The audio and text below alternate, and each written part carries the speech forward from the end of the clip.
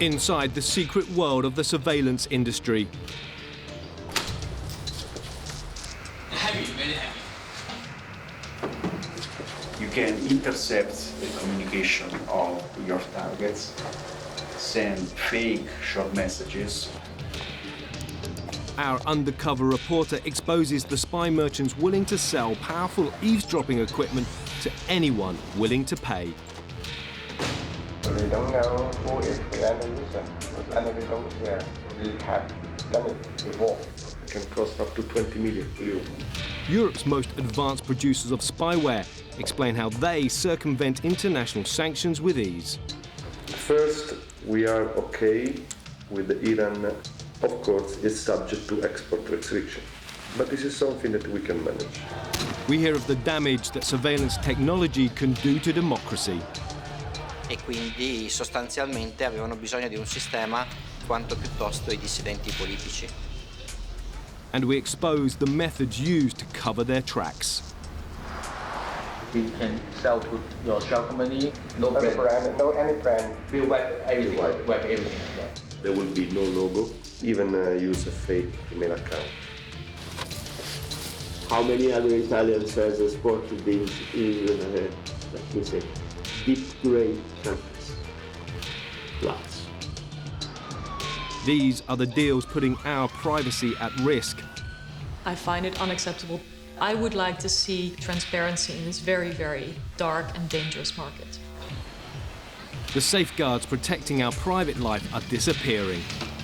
These are the nuclear weapons of the 21st century. The surveillance state is the acid that eats out democracy from within. Inside the spyware game.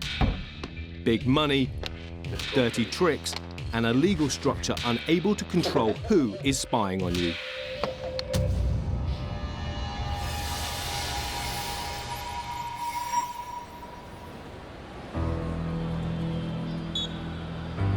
Edward Snowden, the defense contractor who leaked information about U.S. surveillance methods. They had charged him in the U.S. courts with espionage, theft, and conversion of government property. Edward Snowden blew the whistle on a secret program of mass surveillance carried out by the United States government and its allies. You ultimately have to make a choice about what do you have a greater commitment to, the law or to justice. Al Jazeera's investigative unit enters this hidden world where companies make and sell equipment to intelligence and law enforcement agencies. Talk of Russian hacking, of Democratic Party emails. Released by WikiLeaks. Tended to interfere with the U.S. election process. It's a global multi-million-dollar industry whose products can capture your life on your phone, tablet, and computer. One that operates with few controls and little political oversight. Even as a politician who is responsible for human rights, foreign policy, specifically export controls, it is difficult for me to know how big this market is. These companies operate in the dark. When these technologies end up in the wrong hands, they end up with agencies which have a very proven and bloody history of repression and human rights abuse.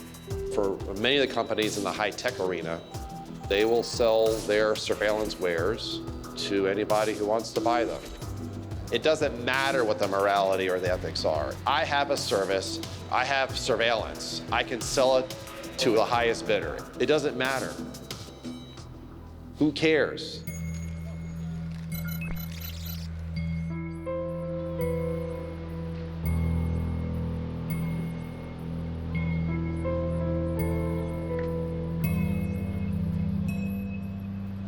We wanted to find out how easy it is to break the rules intended to control the sale of spyware. It's a world closed to outsiders, where manufacturers mingle with intelligence officers and arms dealers. So we found an insider, a man prepared to approach spyware companies he's worked with for years, using that trust to get to the truth.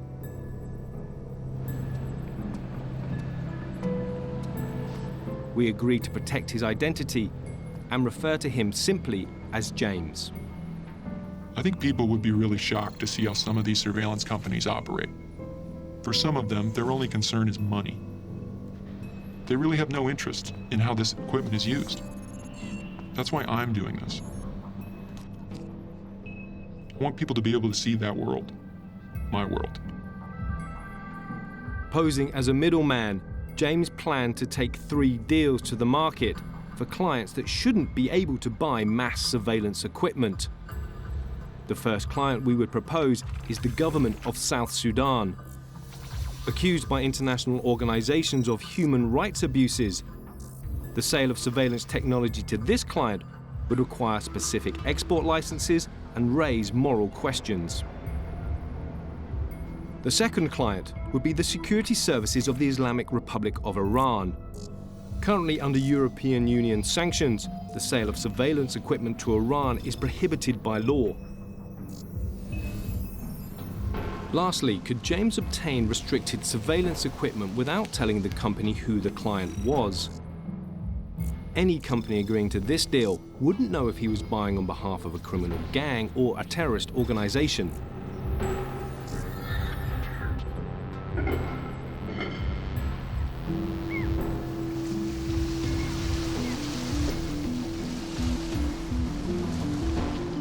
The first product James would try to buy for his clients is an interception device called an IMSI catcher.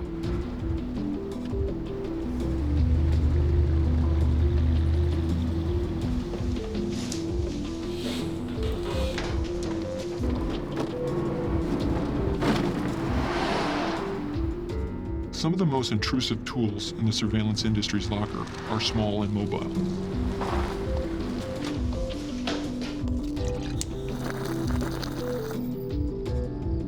An IMSI catcher is a portable surveillance device that can be driven to anywhere the target is. Some are as small as a suitcase. You could be sat at home drinking coffee or reading the paper. And as soon as the IMSI catcher is turned on, it tricks your phone and potentially all the other phones in the area into locking onto its system.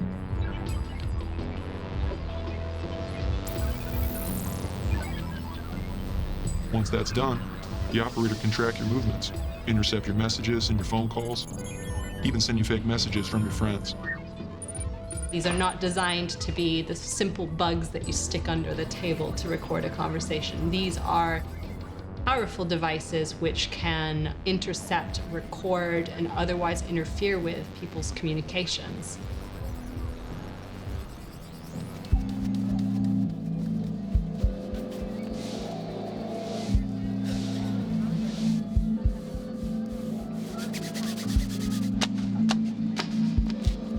But where could our undercover reporter find such a device? He began his search in Mexico at a conference for the world's surveillance industry. James used his contacts to set up a meeting with Marco Braccioli, senior vice president of the Italian surveillance firm Area, a big player with several government contracts. Would he sell us IMSI catchers for use in South Sudan? How does it work with the IMSIs? I've heard there's a lot of gray market activity.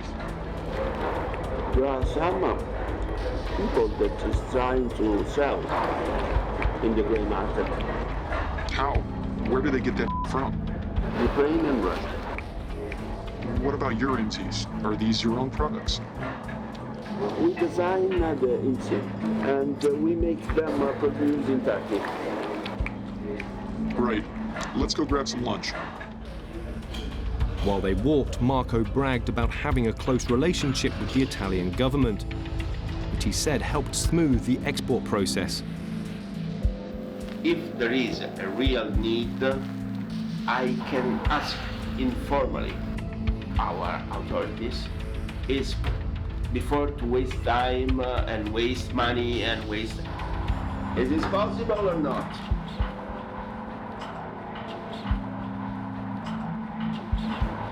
We sell trust. We don't sell products. First of all, we sell trust. So, you can work at the border of the woods, but inside.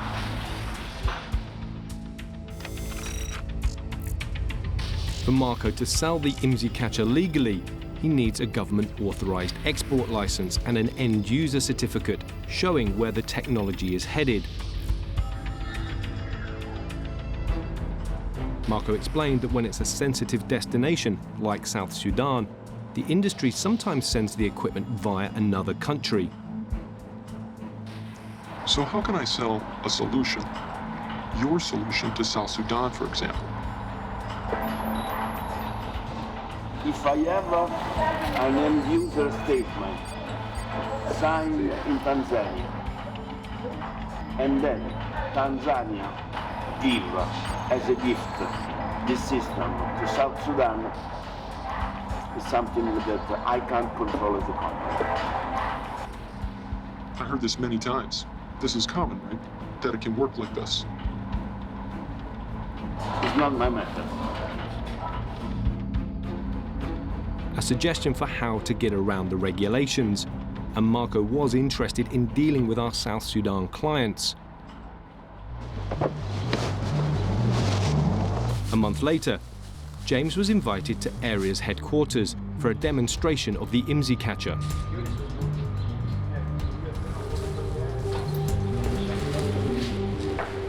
The plan is we do a tour of the building, present what can be presented to the customer when they come.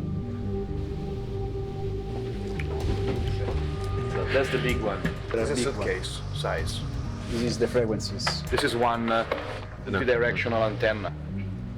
You can intercept the communication of your targets or even control the communications, meaning that you can send fake short messages.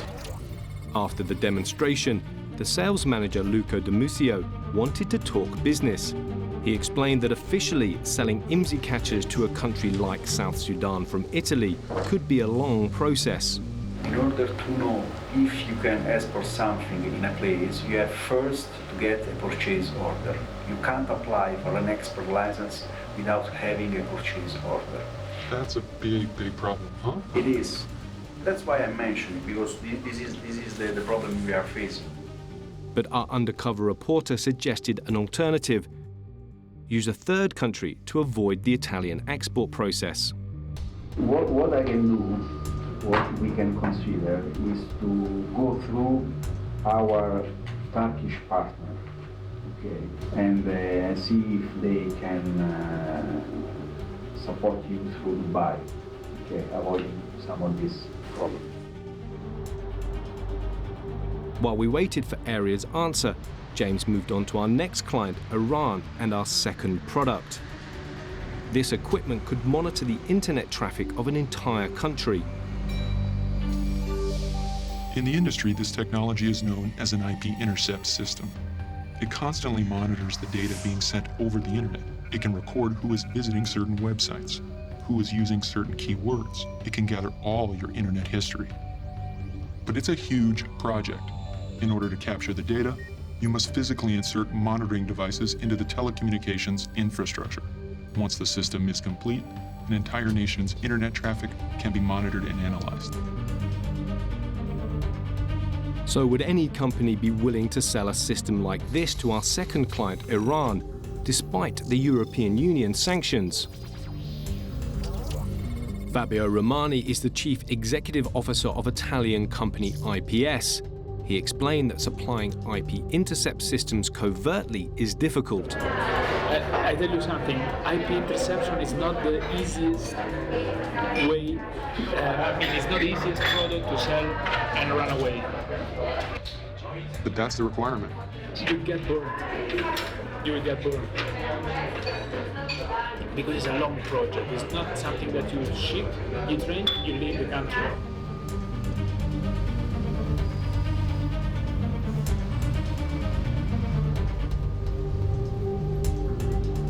Despite these warnings, when James raised the prospect of a deal to sell intercept systems to Iran, Fabio seemed tempted.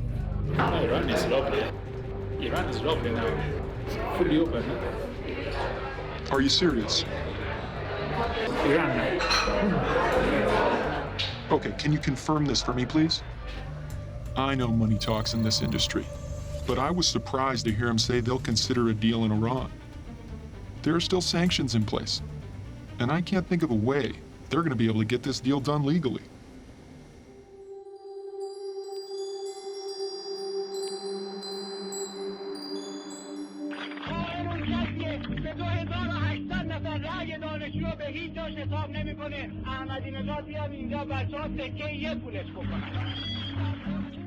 Abbas Hakimzadeh knows about Iran's surveillance regime. His involvement in student protests during elections in 2009 brought him to the attention of the then government of Mahmoud Ahmadinejad. He was targeted as someone to watch. متوجه شدیم که اینها یعنی به اصطلاح سیستم امنیتی ایران به تکنولوژی‌های دست پیدا کرده. یعنی از این طریق هم میتونستن ایمیل افراد رو هک بکنن.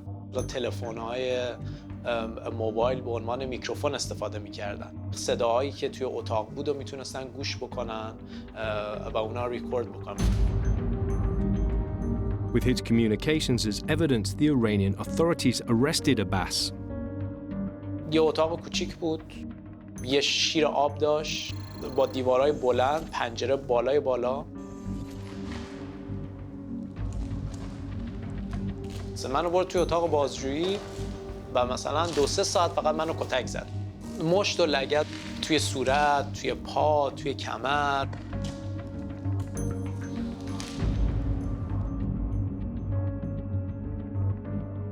Well, anyone who has looked at Iran, the young population, can understand the enormous pressure and fear that they live under in a country where surveillance and restrictions and monitoring are not only systematic, but the consequences of being caught speaking your mind can be death.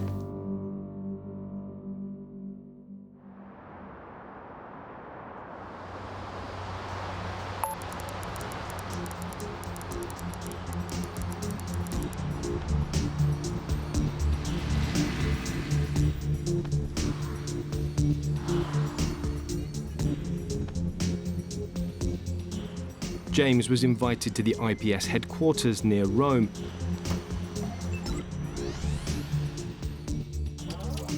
Sales manager Ugo Santillo was there to meet him. First, as I brought you, we are okay with the Iran. Okay. Yeah, it is for our virgin countries and virgin customers. But Ugo appears to know that IP intercept systems cannot currently be legally sold to Iran from Italy. We're talking about IP interception for Iran. Okay, now we are talking about something that is classified, okay? So, in this way, of course, it's subject to export restriction. But this is something that we can manage. Fortunately, we have a sister company, Ulazi. So we can manage to, I mean, at the end of the day, we are supplying just off-the-shelf hardware with some software. By using IPS's sister company, Racy, Ugo could describe the product as a simple traffic management system on the export paperwork. That avoids strict surveillance equipment regulations and circumvents international sanctions on Iran. Sells some software for analytics or statistics to traffic congestion. This solution is purely civilian and it's not subject to any restriction. The hardware is the same. The software is completely different, of course. Basically, through Racy and the road of civil hardware and software, we can basically sell anywhere? Is this correct? Yeah. But this must be a very, very strong relation with the customer. Ugo said that they'd done this before. We sell only this, and we have at least, I think, 20 countries in the world. Not so far, nothing happens because we are very, let's say, conservative and prudent to manage this thing. There are huge rewards for a contract of this size. It's something that can cost up to 20 million. Are you talking euros or US? Euro. In 4 months from payment, they had the system. They will have the system. Running? Right. With the agreement in place, he suggested that all communication should be very discreet. everything will be in white label. I mean, all the documents that we will provide them. Of course. Would be, talking about interception. We use, let's say, dummy words, flowers instead of IP, but there will be no logo. The company will be called the supplier, and the customer will be the client. We can even use a fake or dummy email account. And we throw everything into this account? Yeah, buddy@gmail.com means Ugo from IPS.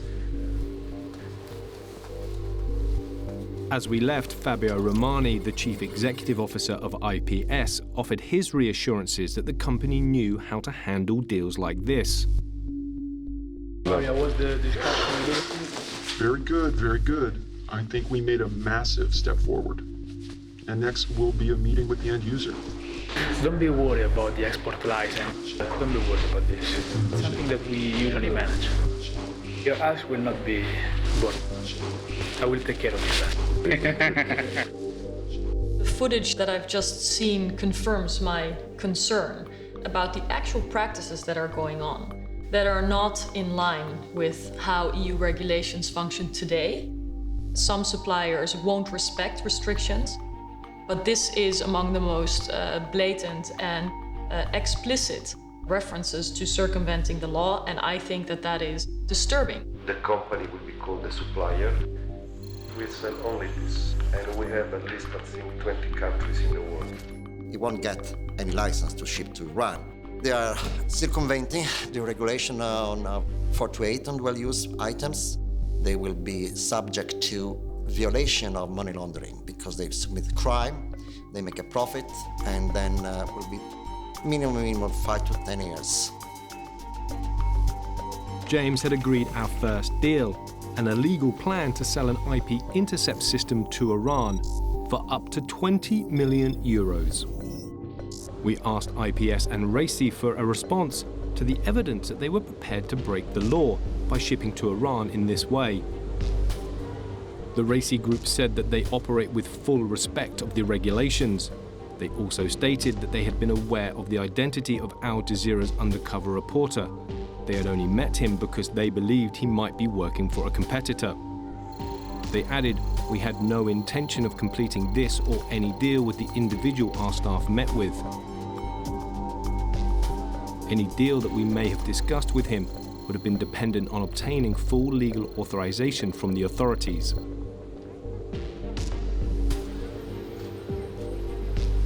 In part 2, our undercover reporter delves deeper into the world of illegal surveillance sales.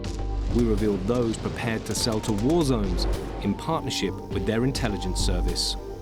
Did you check with the authorities and did they give you the green light? Verbally.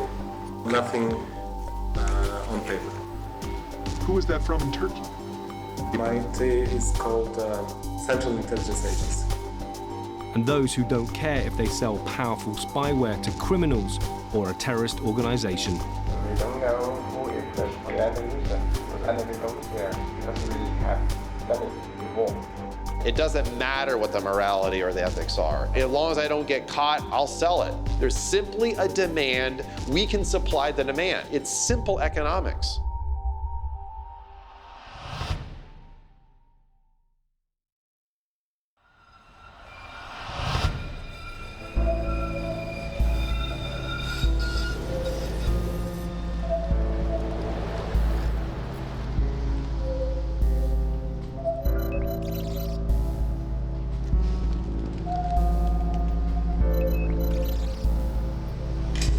Al Jazeera's investigative unit has used an insider to infiltrate the secret world of the surveillance industry, exposing the deals that are putting our private communications at risk.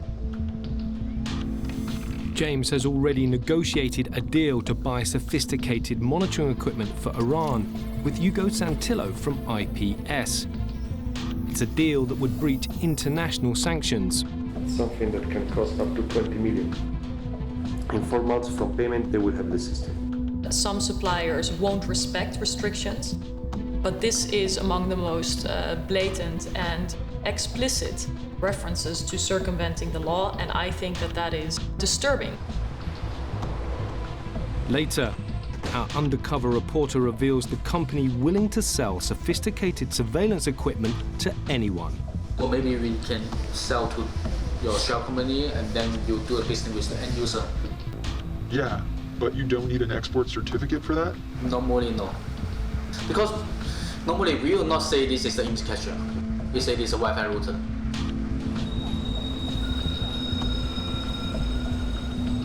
First, James follows up on proposals to supply surveillance equipment to South Sudan.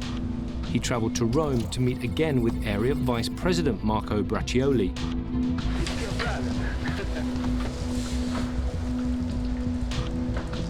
He was aware of the reputation of IPS and their sales manager, Ugo Santillo.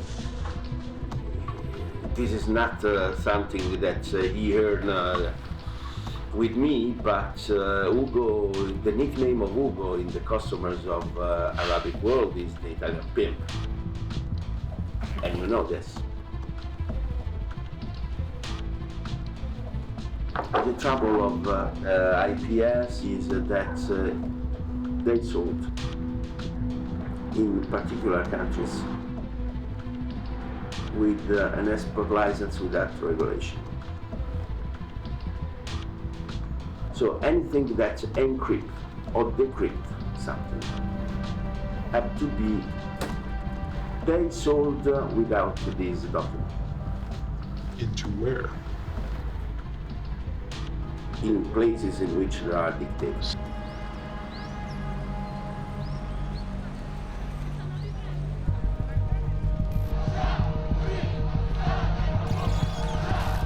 But in the surveillance world, it's not just IPS that may have profited from deals with dictators.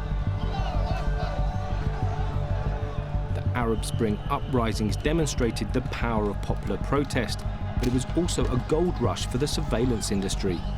The region's leaders raced to crack down on the protest organizers. I found that activists, students, journalists, opposition figures in North Africa and the Middle East were targeted and sometimes imprisoned as a result of these systems coming from Europe. And I found that unacceptable then. I find it unacceptable today. We had actual victims coming from Libya, from Syria, who had survived torture, detention, and saying this was the cause of my arrest. They wouldn't have identified me, they wouldn't have tortured me if they hadn't been able to monitor my communications.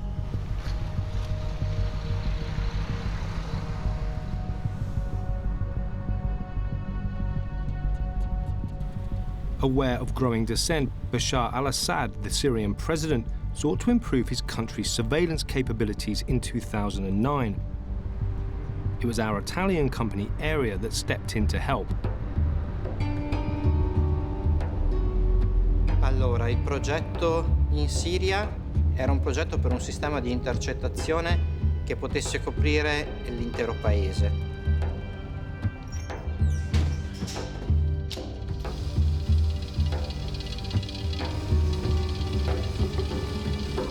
This man was employed by Area to work on the contract.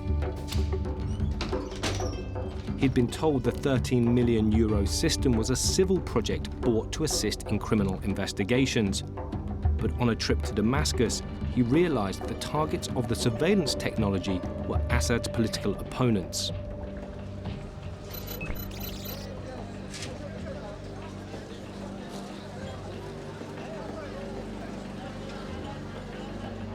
Una volta siamo scesi e oltre a quello ci siamo trovati delle altre persone facenti parte dei servizi di intelligence siriani.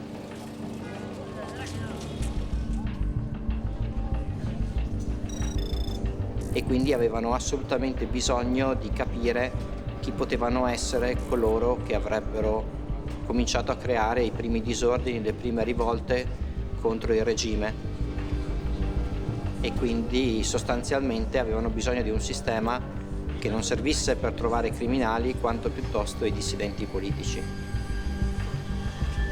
È come andare a comprare un coltello da cucina e trovarti qualcuno che ti sta dicendo che ti vende un fucile mitragliatore, cioè una cosa completamente differente. He informed Area's management, but he says he was told the company wasn't responsible for how the system would be used. Nel senso che quando tu crei un sistema di questo genere non puoi pensare di venderlo senza nessuna gestione da un punto di vista etico della cosa. He took his evidence to the media. Public protests followed, and Area withdrew from the project. At the time, the company claimed that they had a valid export license to supply Syria, and that they had no desire to be accomplices to repression. Throughout history, corporations and individuals have profited from war. The surveillance industry is really just carrying on a tradition there. In December 2016, Area's activities in Syria caught up with them. Italian authorities raided their Milan headquarters. Company executives were accused of falsifying the export documents relating to the Syrian deal. And nearly 8 million euros that the company had received from the Syrian authorities was seized. When James next met Area's Vice President Marco Braccioli to discuss our South Sudan deal, he appeared untroubled by the ongoing investigation. Oh. So they are investigating all the Italian market around some exportation, some exports in the last 5 years. So we are just the first on the list because Area starts with A. He believed that the investigation would expose other companies as well as Area. But if you go back in the 5 years, how many other Italians has exported in let me say, deep gray countries? Lots. Although willing to supply our South Sudan client, Marco warned that obtaining an Italian export license could now take time. But he had a solution. James could buy the IMSI catchers directly from their manufacturer in Turkey. He even made the introductions. Alper, it's Marco from Area. How are you? Ciao, ciao. Good. Listen to me.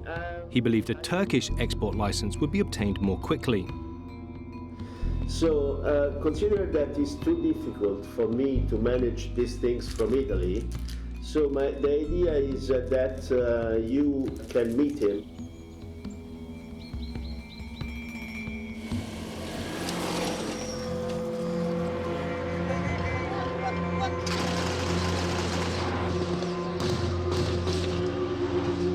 Since 2013, tribal and political conflict in South Sudan has led to the deaths of tens of thousands of civilians.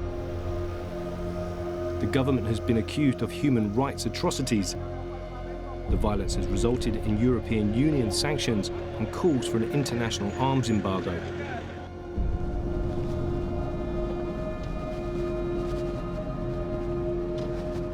Pagana Mom fled the country after being targeted by surveillance equipment bought by the government.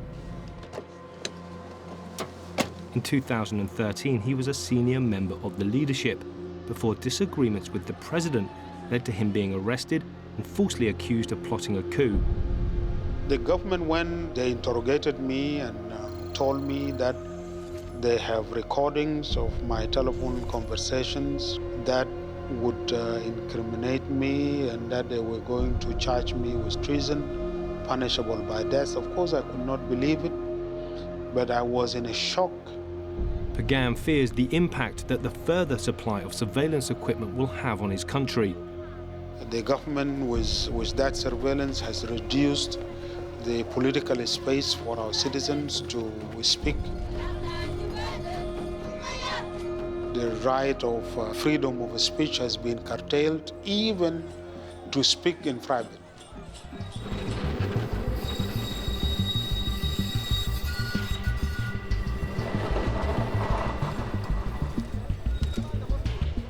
A few weeks later, Alper Tusan, the founder of Turkish company BTT, agreed to meet our reporter in Milan. It would finally conclude our deal to supply South Sudan's military with IMSI catchers. Hi, how are you? Merhaba, good to see you. I don't know if you've ever done business with the South Sudanese. Between us, they're military people, intelligence people. Are they going to use it in the country, or do they want to use it on the borders against other neighbors? Those are the scenarios that we have to go through. Export. You mentioned it's not a problem. But did you check with the authorities? And did they give you the green light? Verbally. Nothing on paper. Who was that from in Turkey? MIT is called Central Intelligence Agency. Although he claimed to have permission from Turkish intelligence, Alper appeared keen to disguise the true nature of the IMSI catcher. Anything which is considered to be dual use, which is our case, because my equipment is actually a telecommunication equipment. I don't want to mention the software inside, but actually it's a box where you can make calls through it. Why don't you want to mention the software inside? What's the problem with that? Then I need to go a longer procedure. I say this is dual-use telecom equipment, okay? And most of the time, it is a telecom testing equipment. This is the main purpose that I'm declaring. While doing it, I inform my clients that I'm doing this. This is how I do it. It was the same strategy that we had seen in our other deal in this industry. Hide the software and the real purpose of the product, and you can circumvent the surveillance export regulations. For Alper, complying with Turkey's export procedure was too slow. Then it takes around 6 months to get an answer. Then it's too difficult. Alper claimed that his plan would have the equipment delivered to our client more quickly. How long would it take to get the IMSIs? 4 weeks. I find it absolutely unacceptable that there are people willing to sell to countries where the human rights violations are obvious. South Sudan could be on the brink of massive violence. To conduct this surveillance in violation of the law, this is absolutely very dangerous. And it becomes actually weapons of mass destruction. I do believe that every individual, no matter who their employer is, should really look themselves in the mirror and wonder, what am I doing? These are the things that states that want to get ahead in their security capabilities, they'll pay big money for. These are the nuclear weapons of the 21st century. We approached BTT with our evidence, but they failed to provide a response. We also asked Area about the behavior of their staff and whether they represented the ethics of the company. Area works with the relevant governments to ensure the proper export and legal use of our equipment.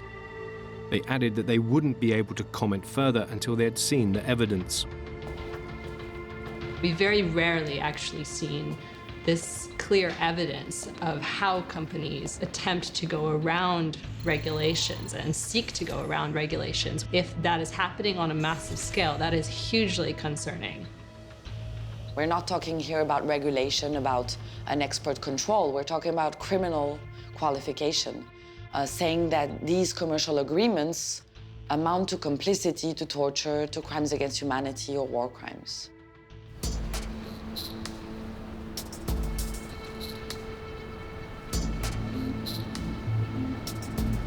The third and final deal that James hoped to seal was even more brazen: to buy IMSI catchers without revealing the name of our client. The sale of this type of surveillance equipment is highly restricted. Using this ploy, James could be buying the spyware for anyone: corporations willing to spy on business rivals, criminal gangs, or terrorist organizations.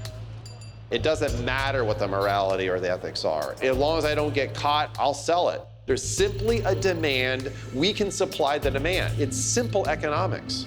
There have been scandals in South Africa and in India where IMSI catchers have been imported and used and abused by private parties.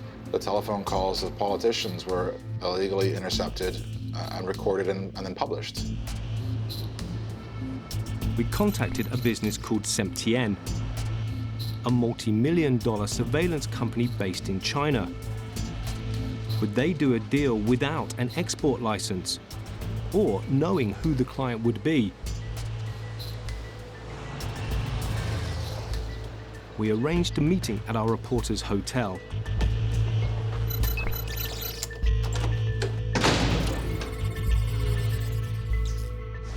Heavy, very heavy.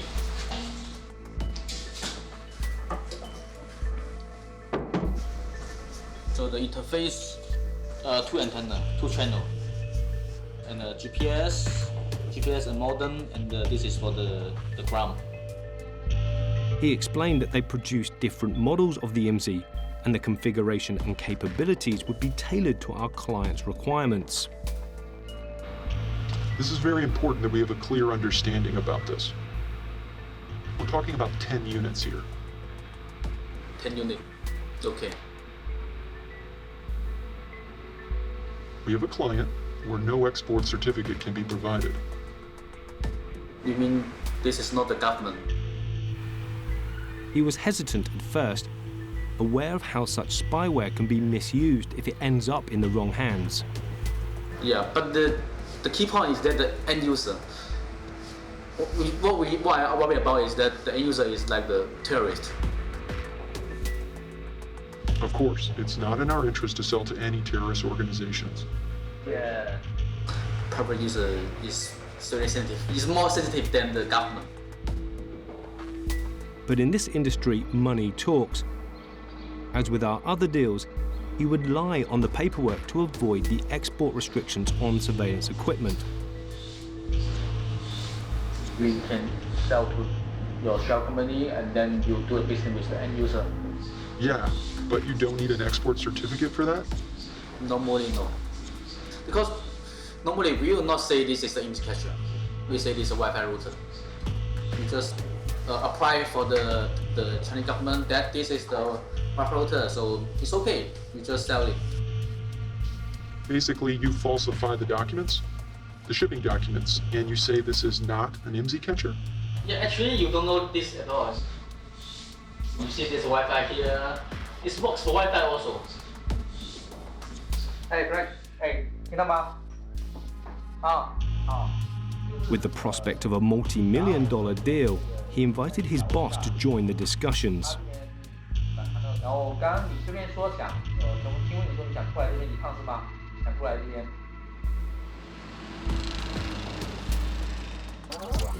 When Semtian co-founder Frank Fung arrived, he had no desire to know who the clients would be. What would be the suggestion? How can we sell it to private users? We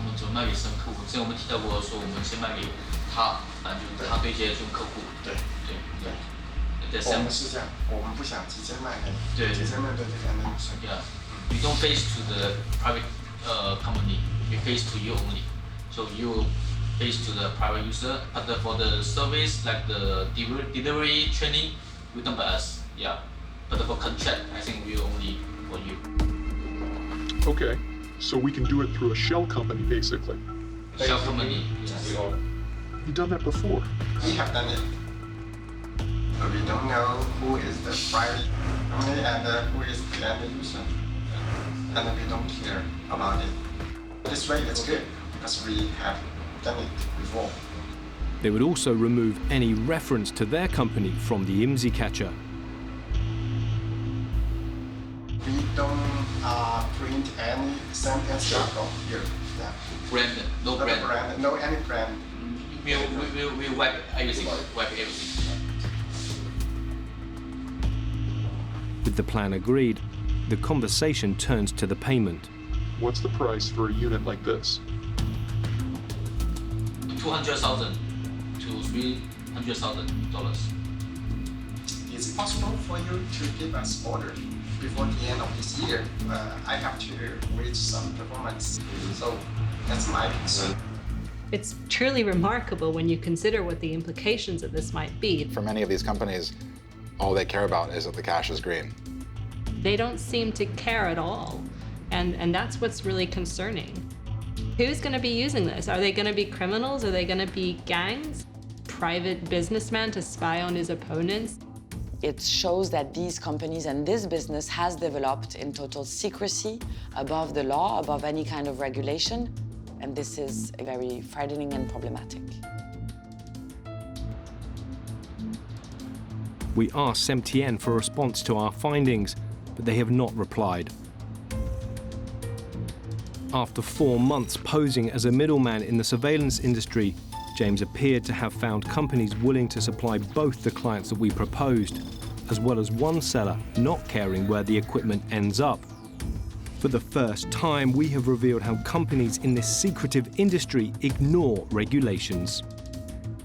Anyone with enough money is able to buy these highly sophisticated systems which could proliferate all over the world.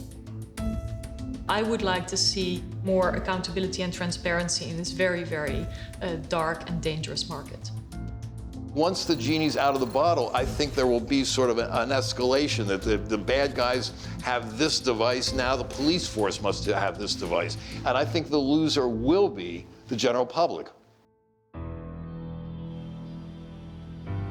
I've worked in and around the industry long enough to know that there will always be some companies prepared to break the rules. If you tighten legislation here, they'll find a loophole there. If things get too difficult to operate out of Europe, they'll just move somewhere else. For me, controlling the spread of this technology is almost impossible.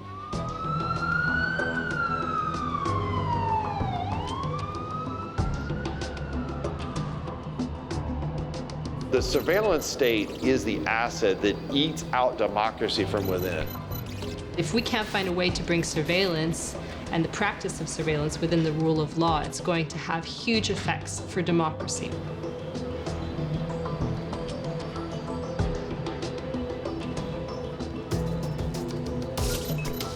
Anything you do could be monitored, analyzed, collected, or stored by people you don't know about and entities that you're not aware of.